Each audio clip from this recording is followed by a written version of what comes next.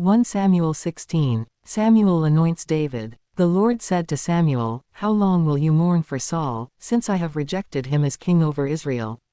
Fill your horn with oil and be on your way, I am sending you to Jesse of Bethlehem. I have chosen one of his sons to be king." But Samuel said, "How can I go? If Saul hears about it, he will kill me." The Lord said, "Take a heifer with you and say, I have come to sacrifice to the Lord. Invite Jesse to the sacrifice, and I will show you what to do. You are to anoint for me the one I indicate." Samuel did what the Lord said. When he arrived at Bethlehem, the elders of the town trembled when they met him. They asked, "Do you come in peace?" Samuel replied, "Yes, in peace, I have come to sacrifice to the Lord. Consecrate yourselves and come to the sacrifice with me." Then he consecrated Jesse and his sons and invited them to the sacrifice. When they arrived, Samuel saw Eliab and thought, "Surely the Lord's anointed stands here before the Lord." But the Lord said to Samuel, "Do not consider his appearance or his height, for I have rejected him." The Lord does not look at the things people look at. People look at the outward appearance, but the Lord looks at the heart. Then Jesse called Abinadab and had him pass in front of Samuel. But Samuel said, "The Lord has not chosen this one either." Jesse then had Shammah pass by, but Samuel said, "Nor has the Lord chosen this one." Jesse had 7 of his sons pass before Samuel, but Samuel said to him, "The Lord has not chosen these." So he asked Jesse, "Are these all the sons you have?"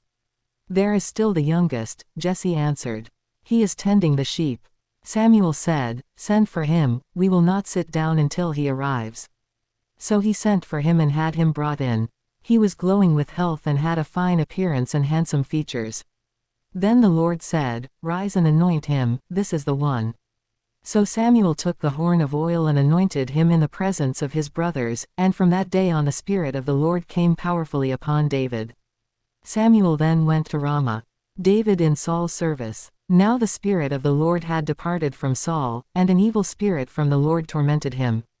Saul's attendants said to him, "See, an evil spirit from God is tormenting you. Let our Lord command his servants here to search for someone who can play the lyre.